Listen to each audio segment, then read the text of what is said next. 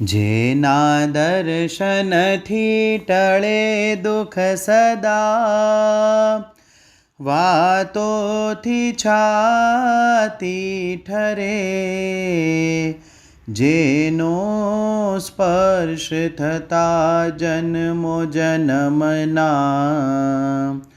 વિષયો દૂર ફરે. અંગો અંગ હૃદય ધરી રહ્યા જે, સર્વોપરી શ્રી હરિ. એવા મહંત સ્વામીના ચરણમાં વંદના ઉર્ધરી, વંદના ઉર્ધરી. પ્રમુખ સ્વામી મહારાજના અનુગામી તરીકે સ્વામી શ્રી ગુરુપદે આવ્યા ત્યાર પછીની કેટલીક સ્મૃતિઓ તાજી થાય છે.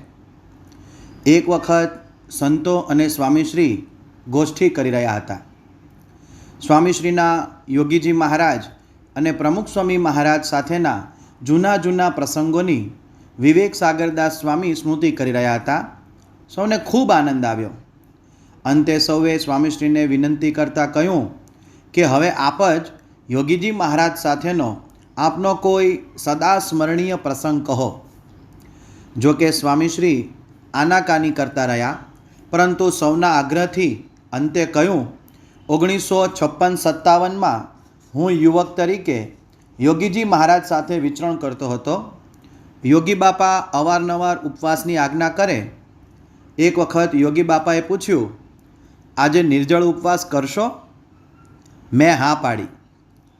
બીજા દિવસે હું પારણા કરવા જતો હતો ને તેમણે મને પૂછ્યું, આજે ઉપવાસ કરશો? ના કેવી રીતે પડાય? હા પાડી. ત્રીજા દિવસે પારણા પહેલાં તેમણે ફરી ઉપવાસનું પૂછ્યું એટલે હા પાડી.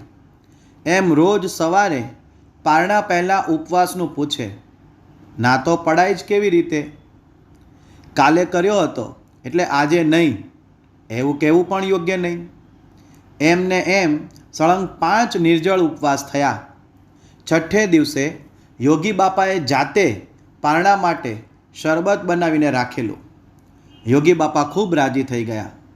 સૌ સંતો સ્તબ્ધ બની ગયા, કારણ કે સૌને એવો ખ્યાલ હતો કે યોગીજી મહારાજના વચને સ્વામીશ્રીએ કેટલી વખત 2-2, 3-3 સળંગ નિર્જળ ઉપવાસ તો કર્યા છે, પરંતુ આ તો 5 દિવસના સળંગ નિર્જળ ઉપવાસ. કોઈક બોલ્યું, યોગી બાપાએ તો ઉપવાસ કરાવીને ઠૂસ કાઢી નાખી. સ્વામીશ્રી કહે, તેમને પ્રેમ ન હોત તો ઉપવાસ આપત જ નહીં.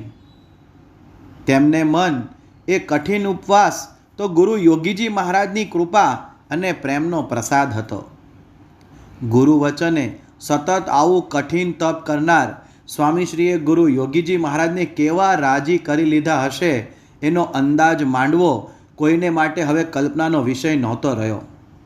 વર્ષો સુધી સ્વામીશ્રીની એ તપોમય પ્રતિભાનું દર્શન કરી રહેલા સૌ સંતો આજે વિશેષ અહોભાવથી તેમના ચરણે નમી પડ્યા.